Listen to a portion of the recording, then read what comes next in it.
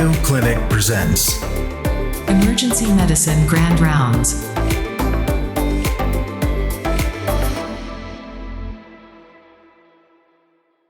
Hello, and welcome back to Always on EM, a podcast from the Mayo Clinic Department of Emergency Medicine. My name is Venk Bellamkonda. I co-host this show with Alex Finch. We have so much fun recording this and bringing these chapters to you twice each month. Some of them are special to us. This is one of those very special shows because it's our last show of the academic year 2024, and so we will be celebrating our graduating senior EM residents. Every class is special. They have their own culture, their own triumphs, their own challenges. This one is comprised of 9 exceptional people who seem to really bond with each other through it all. Collectively, I can say they are kind, brilliant, innovative, creative, funny, and hardworking, and we will miss them in Mayo Clinic Rochester very much. But we will also smile wide every time we hear of the many sure-to-come accomplishments. So cheers to you, Drs. Rebecca Leff, Adiba Matten, David Kerner, Dougie Moss, Michael Stevens, Alex Buchholz, Daria Hunter, Sarah Sutherland, and Matthew Hamilton. I left Dr. Hamilton for last because, representing his class, I thought it made sense to share his remarkable senior capstone presentation as the show's Grand Rounds talk for you this month. So, to provide the more formal introduction of Dr. Matthew Hamilton, here is the all-world Dr. Annie Sadasti. Welcome to Grand Rounds. So I have the privilege of introducing today's Grand Rounds speaker, Dr. Matthew Hamilton. I wanted to punctuate the beginning by doing it twice. So Dr. Hamilton grew up in a small town, Delano, Minnesota, which I've grown to know is a suburb of the Twin Cities. By suburb, I mean a small suburb with oak savannas and wildflower prairies, and a great fodder for childhood for adults and children. After graduating from Delano, he went on to begin his education at the London College of Fashion, where he studied fashion for a year and then recalibrated a bit and came back to Minnesota, went to Hamline University for his undergraduate degree, and then went to the University of Minnesota at Duluth for his medical school training. And then through a sheer stroke of luck and good fortune, we were able to recruit him to Mayo Clinic Emergency Medicine, where he has been performing admirably in his role as a resident in our training program. He has accomplished so much, and to distill it into a few words is hard to do, but I'll share a few highlights. He's conducted research on falls in the elderly, and while it was a required pursuit, he won an award at the Society for Academic Emergency Medicine for the research. It's meaningful research, and it was awarded as such. He's led within the residency as the wellness chair, and I think the residents will speak to the value that has brought to them and to the program. As I think about Matt, and I know him very well, and I've been privileged to really get to know him, I am struck by this long tradition of advocacy. And you see it in the space of Indigenous people. You see it in the space of homeless, unsheltered people. And you see it in the space of people who identify as LGBTQ and more. He's an absolutely phenomenal emergency physician. And if I had a magic wand, some would say I do. I think he's ready to graduate, but that's not mine to determine, it's others to determine. He's really a phenomenal emergency physician, and all of us know that when we work alongside of him. Today's talk on the history of homosexuality in medicine is incredible. I've had a preview, and you're in for a real treat. So please welcome Dr. Matthew Hamilton to the podium for what will be a great hour. So thank you, Dr. Sadasti, and thank you all for being here. Very excited to talk about two subjects really that are near and dear to my heart. One being the LGBTQ community, and the other being medicine and the medical community. This project really started out as being a history of homosexuality in medicine, and it really morphed into a history more broadly of the LGBTQ community. I think that's kind of best encapsulated in the kind of more modernized version of the pride flag behind the symbol of medicine here. This is the kind of newer pride flag. For those of you who may not be familiar with it, was released in 2018.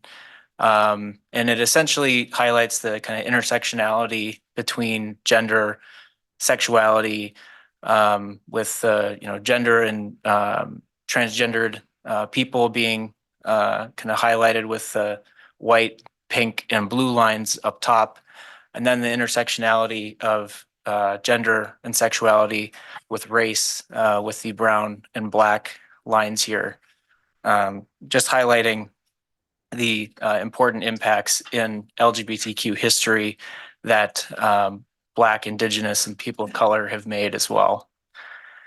And so the reason I want to give this talk today is for people to be able to recognize pivotal moments in LGBTQ history. It's a history that's not often taught in schools, and a lot of people just don't quite understand and don't quite know because nobody shared with them kind of the history of where things arose and how we got to where we are today. Through that, also discussing structural mechanisms that excluded predominantly gay people from medicine for over 150 years. And through that, being able to recognize that these same structural mechanisms that excluded gay people also can be used to exclude many other minority groups from medicine as well. And then lastly, being able to recognize and mitigate some of the ongoing threats to the health and well-being of LGBTQ people.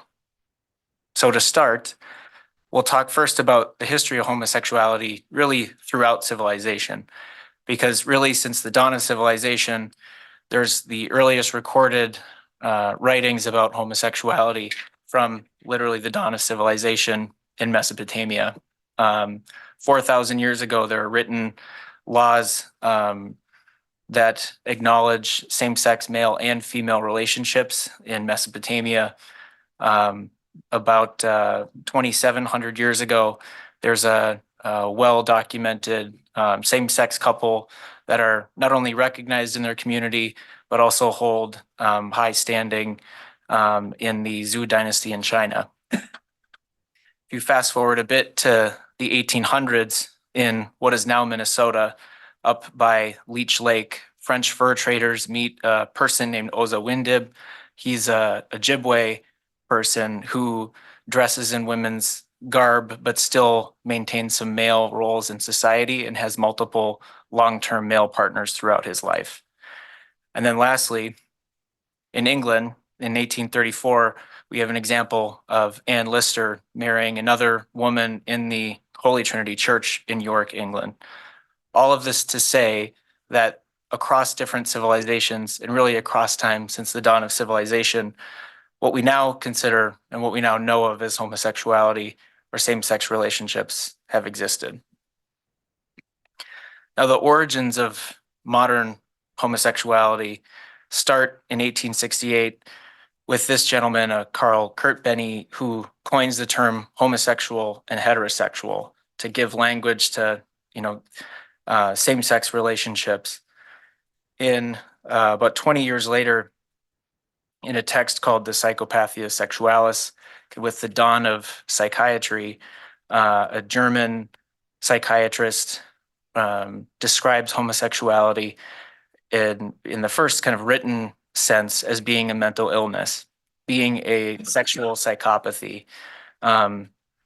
As is kind of in vogue for the time, it was thought that it was a eugenic issue and that it was the term they used was degenerate heredity, meaning it was one of many illnesses that they thought could be bred out of the population through eugenics. Just around the same time in the United States, we have a very important person named William Dorsey Swann. He was born into slavery in the American South, and after emancipation moved to Washington, D.C. He is the first self-described drag queen, dressing in women's clothing that was very popular in the antebellum South prior to this time. He is also notably the first American to sue for LGBT rights with the federal government. He was imprisoned for 10 months in the federal penitentiary for allowing homosexuals to gather at his home. He and his lawyer actually petitioned for a pardon from the United States President Grover Cleveland. That pardon was denied, but he was released after serving 6 months of a prison term. He would go on to be very active in the gay community that was still very much underground until his death in 1924. After he died, the local officials in Washington, D.C. Got a mob together that unfortunately burned down his home. And so really all physical records other than some photographs of his legacy were lost. In the 1930s, we have Dr. Alfred Kinsey and the Kinsey Institute examining more objectively human sexuality. He is known for publishing the Kinsey scale of sexuality, which theorizes that sexuality is a spectrum, and some people are heterosexual, some people are homosexual. And he proposes that homosexuality is natural, but he does say that it is, quote, not ideal. If we fast forward a bit to the post-World War II era in the United States, there is a kind of fever pitch of paranoia around counterculture, around communism, creatives, liberalism, and with that, around homosexuality. On the left, you can see a document from the 1950s in what is now known as the Lavender Scare. This was an initiative started by the Federal Bureau of Investigation at the time to root out homosexuality and suspected homosexuals from really all levels of government. Through the 1940s and into the 1950s, the federal government discharged over 4,000 men suspected of being homosexuals from the military. They fired 420 people from the federal government for being suspected homosexuals and denied over 1,700 applications for employment in the federal government due to suspicion that the people who were applying were homosexual.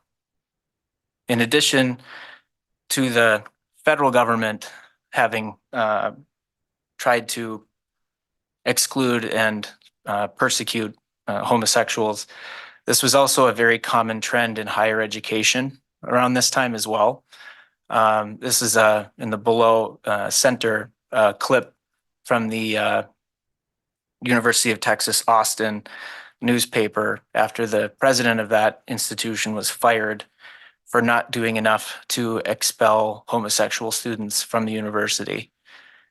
Over 5 different universities at this time have had kind of well-documented investigations and expulsions of homosexual students, including the University of Wisconsin in Madison and Harvard, which have both since issued apologies to the community as a whole, but then also to the men who were expelled, and in many cases, men whose lives were never the same again. And right around this same time, on the right, is the Diagnostic and Statistical Manual, or the DSM. This is the first DSM that's published in 1952, and in it, they formally classify homosexuality as a mental illness. They classify it under a larger umbrella of sociopathic personality disturbances and sexual psychopathy. They combine it with pedophilia, fetishism, bestiality, and transvestitism. As we'll talk about shortly, it would remain a mental disorder for over 20 years.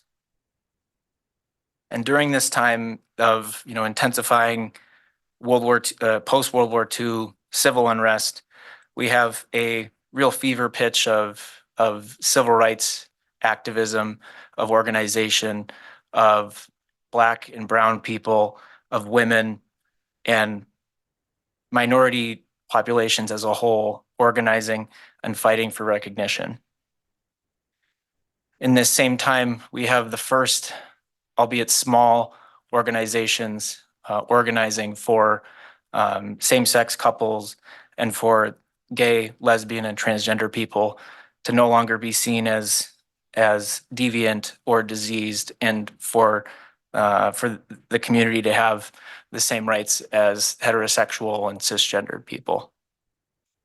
If we follow through the 60s, we reach the late 1960s, where in the kind of peak of counterculture in the United States, we have a riot at the Stonewall Inn, which was a gay social club, they had to call it. It was not a bar.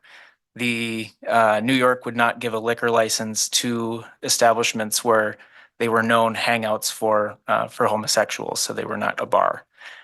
The night of June 28th, 1969, the New York Police Department raided the Stonewall Inn, and the transgender and gay and lesbian people who were in the bar noted that that night was particularly brutal, particularly violent, and the unrest spilled out into the street and began what is now known as the Stonewall riots. This was a 3-day protest where essentially the LGBTQ community had just had it with being with ostracized, being beaten, and being basically just harassed.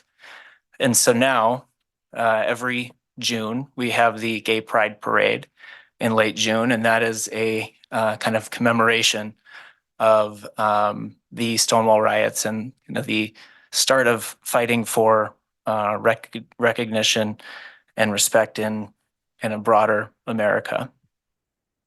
And then we fast forward into the 1970s, and the gay community is starting to organize more and more.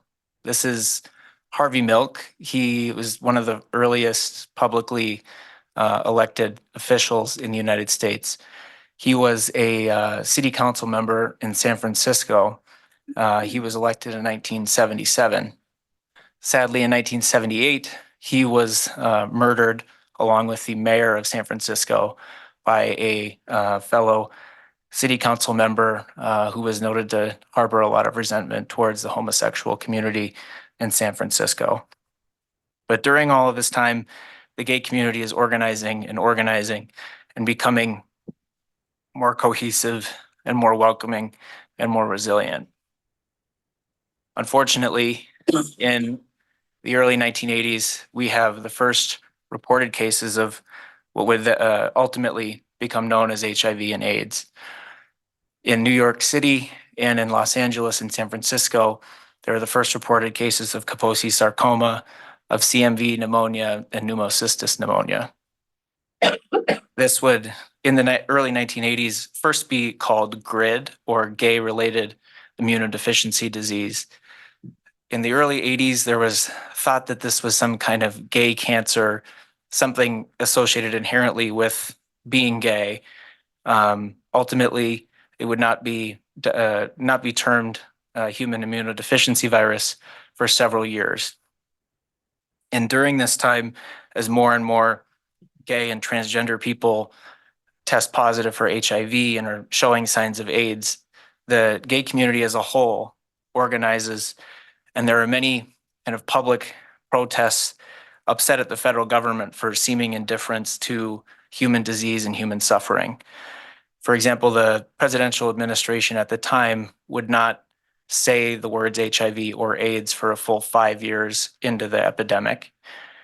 These types of demonstrations, including die-ins like this one in the 1980s and the early 90s, reached fever pitch when gay protesters are protesting the National Institutes of Health, which is newly directed at that time by none other than a young Anthony Fauci, seen here on the left. At this time, the organizers meet with the Food and Drug Administration and with the National Institutes of Health and are largely credited with advancing by several years the speeding up of the process to find drugs that would ultimately become available in the 1990s. The first drugs being known as highly active antiretroviral therapy, or HART. AZT is the first, released in 1987, and unfortunately, people develop very rapid resistance to just monotherapy. Integrase inhibitors are discovered in 1995, and you can see that with combination use, the mortality rate and the incidence of new infections begins to drop. Unfortunately, by this time, over 10% of gay men between the ages of 25 and 44, really in the time of the peak of their lives, would die of AIDS. 1 in 9 gay men would be diagnosed with AIDS, and nearly 300,000 people had died in the United States by 1995. During this time, people are starting to see this as what it is, and it was really a tragedy of humanity. Gay people are seen less as a vector or a sickness, and started to be seen more during this time as human. A photography series by a photographer named Gideon Mendel in 1993 showcased events at an AIDS ward in the United Kingdom, where a man is being comforted by his partner in bed, and another where clinicians look on as a man is in bed in this AIDS ward dying of HIV.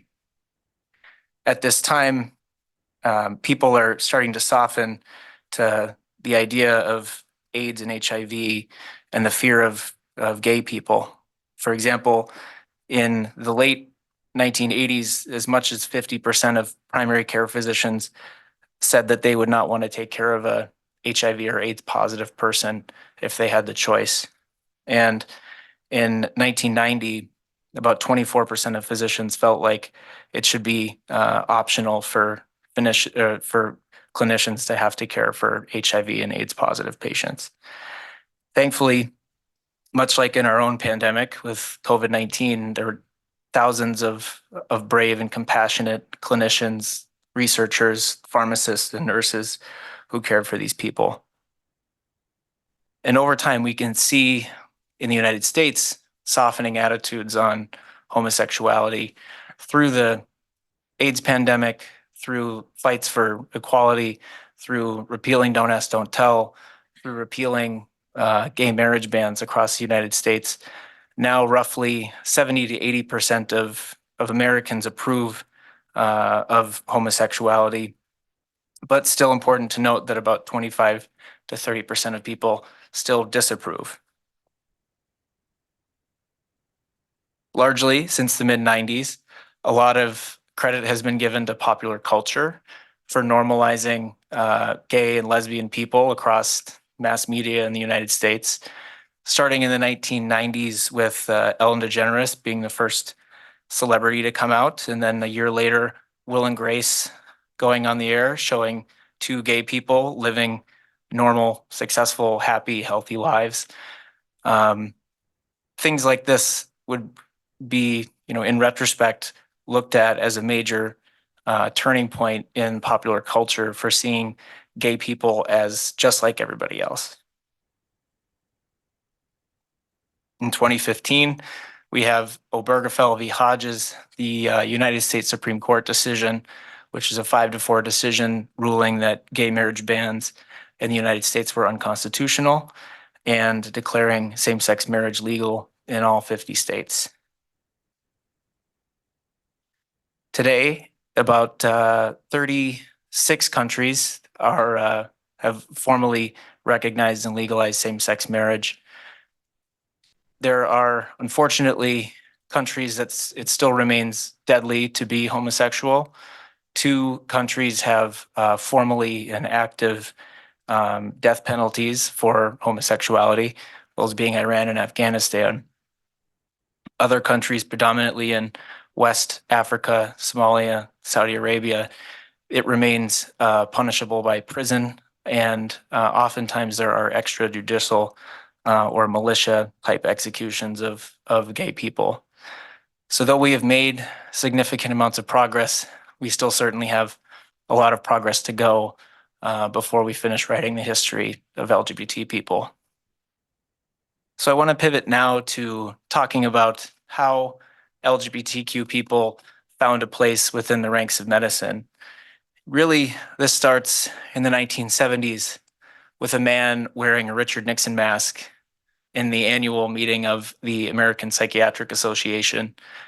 At the time, he goes by the name Dr. Anonymous. He would later come out as Dr. John Fryer. He is a board certified practicing faculty member in the Department of Psychiatry at Temple University. And they are, during this year, rewriting the DSM to publish DSM-2.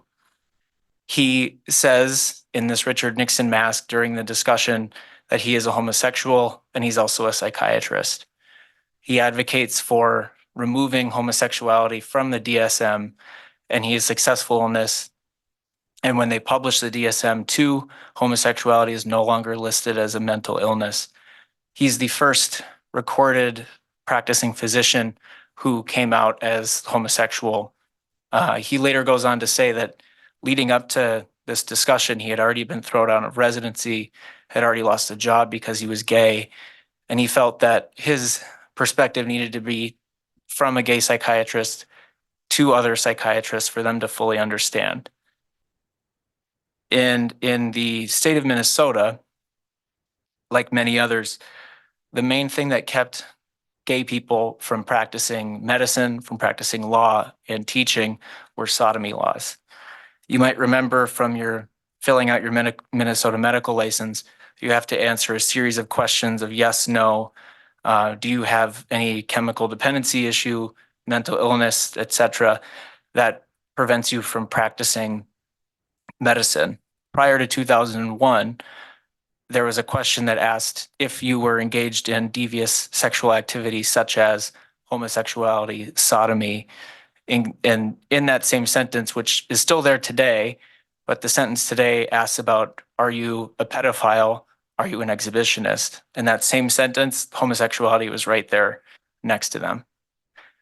So in 2001, a group of 9 different plaintiffs, a combination of anonymous and named plaintiffs, at least one of whom was a physician, one was a lawyer, and there were a couple other ones who were teachers. They sued the state of Minnesota, claiming that the sodomy laws are an undue burden, invade their privacy, and they're barriers to being able to practice in medicine, law, and in teaching. Ultimately, this law is declared unconstitutional by a state justice. And I kid you not, up until 2001, gay people could not be physicians in the state of Minnesota and hold a medical license because you were breaking a law, and you, in checking no on every single medical license, you were being dishonest by saying that you were not a homosexual. This was decided more broadly across the entire United States in 2003 when a Supreme Court case strikes down sodomy laws across the United States, citing very similar reasons to the logic for striking this down in the state of Minnesota. So around 2003, we have kind of broad changes in the professions that many gay people feel like they are welcome, if not at least not in jeopardy if they go into them. Now, some interesting parts of what was happening at Mayo Clinic during this time come from my discussions with Luke Wood about my grand rounds. So his father, Dr. Michael Wood, was actually the CEO of Mayo during this time, and I had the privilege of talking to Dr. Michael Wood about his experience during this time. He mentioned that this was kind of a pivotal time where things were changing in the Mayo Clinic institutionally, where there were physicians who many people suspected were gay, but were, certainly could not come out at work about it. But Mayo Clinic and the leadership wanted to create some sort of same-sex couple benefits for people to be able to share things like health insurance, retirement benefits, tax benefits that they could not enjoy because same-sex marriage was not yet legal. And so he was the CEO when Mayo Clinic implemented these policies. And generally, across Mayo, things were fairly well received.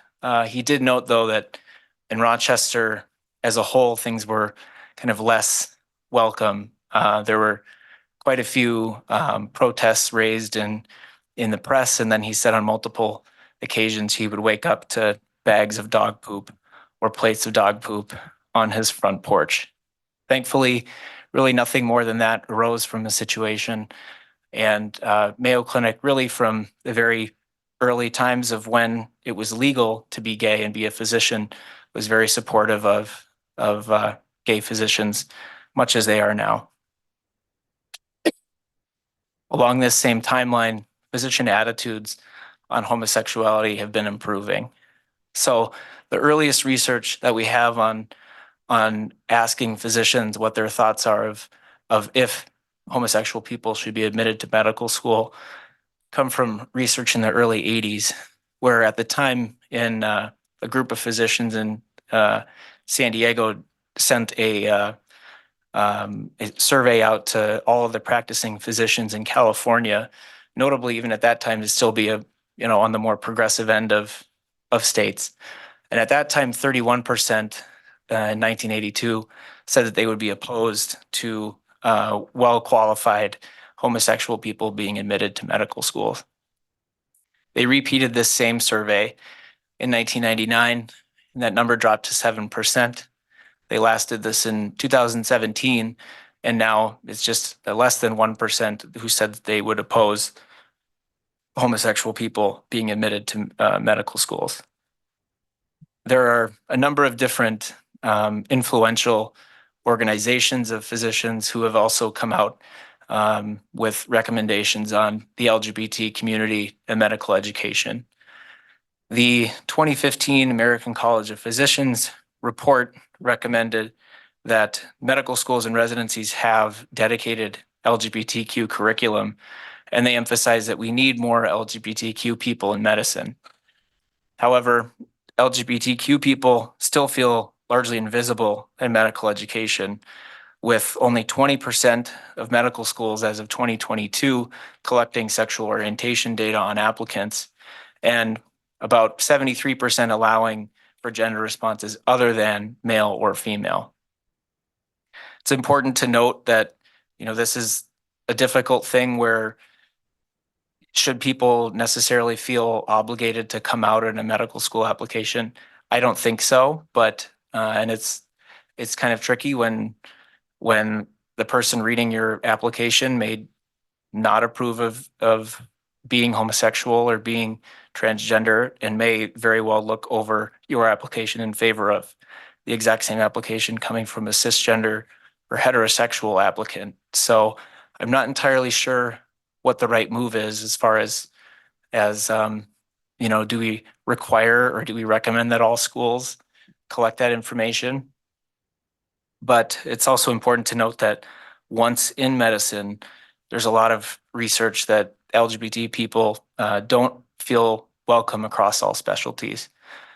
And that's really a combination of not having enough mentors, not having enough transgender or lesbian or gay physicians, or at least physicians who are out in specialties where they can identify with that person and see themselves in that specialty.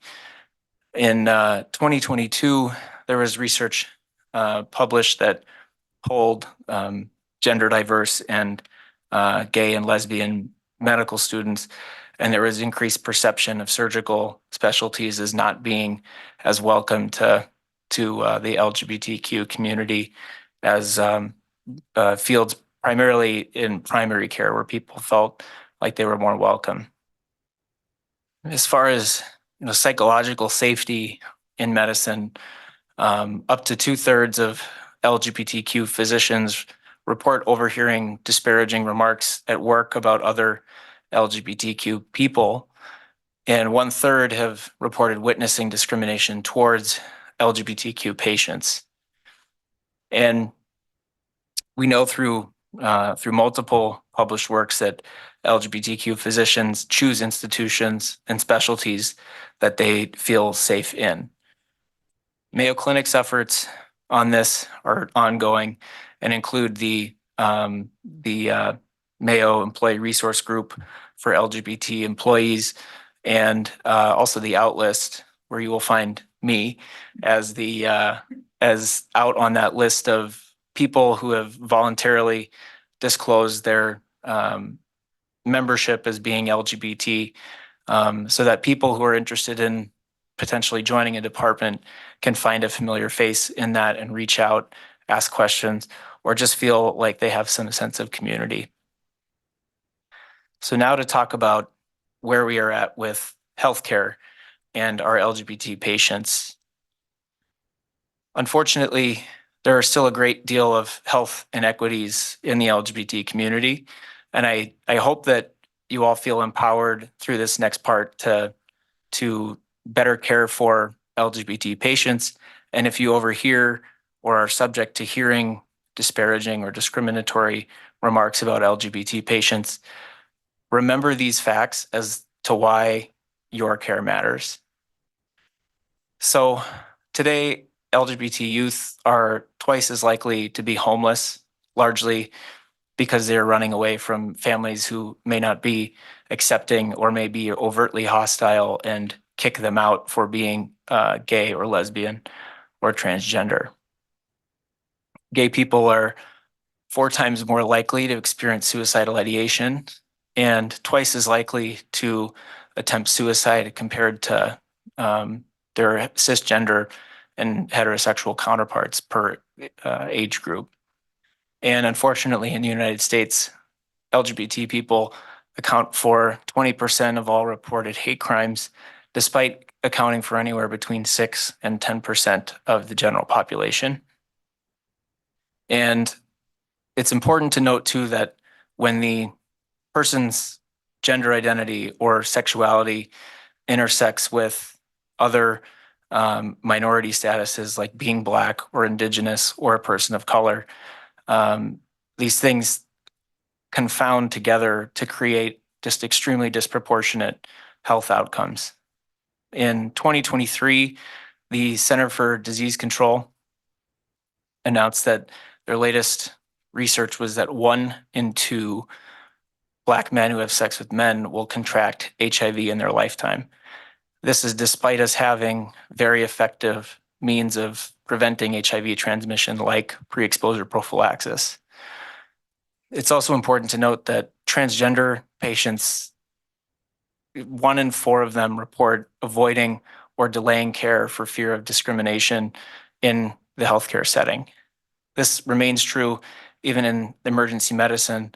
Yale and OHSU had just published a report in 2022 where they asked about 40 gender diverse patients who had received care in the emergency department if they thought of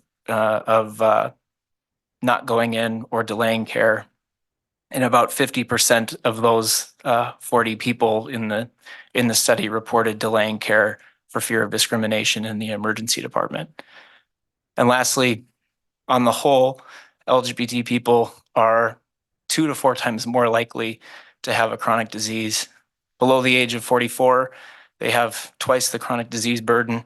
Above the age of 45, they have 4 times the chronic disease burden compared to their heterosexual counterparts. And even outside of the hospital, outside of the clinic, there are ongoing threats to LGBTQ health and safety. Just last year, the FBI and the Department of Homeland Security released an alert to the LGBTQ community, citing increased risk of domestic terrorism. We unfortunately saw this in 2016 with the Pulse nightclub shooting in Orlando, where 50 LGBT people were shot and killed in a gay nightclub. And again in 2022 in Colorado, when a person with pretty intense preceding very hateful remarks online walked into a Colorado gay bar and murdered 9 people in a gay bar. And then we have kind of a resurgence of political initiatives to kind of fight back against some of the progress made in the LGBTQ community. We had, the wave of bathroom bills, as they were termed, and then more recently, last year in Florida, a bill that legalized medical discrimination, essentially, against LGBTQ people. So this was a bill that authorized people who had a moral objection to treating LGBTQ people, including paramedics in the pre-hospital setting, to physicians and pharmacists, allowing them to not care for LGBTQ people if it violated their moral or ethical code. I would counter this by just saying that we are the group that treats anyone, anywhere, anytime. And I shudder to think that, bills like this spread much farther than the current bill in place in Florida, as in my mind, this is completely antithetical to why really any of us go into healthcare. And so what can you do? This is what it's really all about. And it essentially comes down to being an ally. It comes down to having an understanding of the history of, how we got to where we are today in the sense of gay and lesbian and transgender people in medicine, and then how we got today to a place where there's higher mental health disease burden, higher chronic disease burden in the LGBT community. And when things happen in healthcare, in this emergency department, in other emergency departments that you'll work in the future, I hope that you have an understanding and have some deeper knowledge now that empowers you to speak out if you hear something, see something that may have the effect of perpetuating discrimination against LGBTQ people in medicine. So, in conclusion, I hope that you've gained an understanding of LGBTQ history and kind of the fight for respect and for civil rights in the United States, and understand some of the structural barriers for LGBT people in health inequity and LGBTQ people in medicine, and see the importance of why more work is needed for LGBTQ people to feel welcome in healthcare, both as physicians, nurses, allied healthcare staff, but also as patients, and to understand that LGBTQ people continue to face health inequities, including higher risks of hate crime and violence in the United States and really across the world.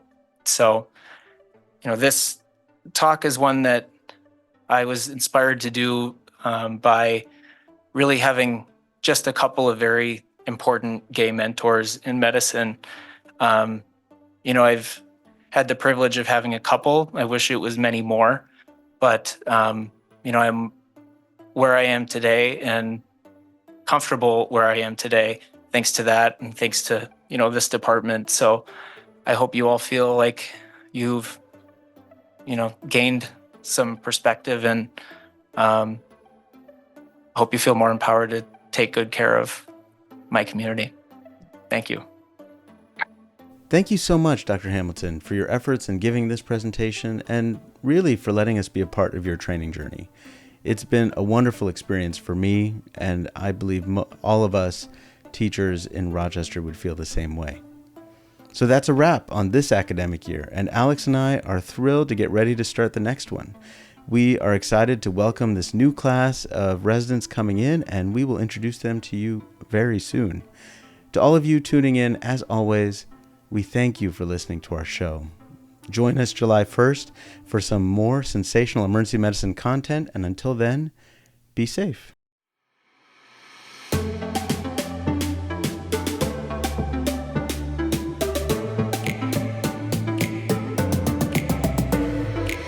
The Always On EM Podcast. Emergency Medicine Grand Rounds.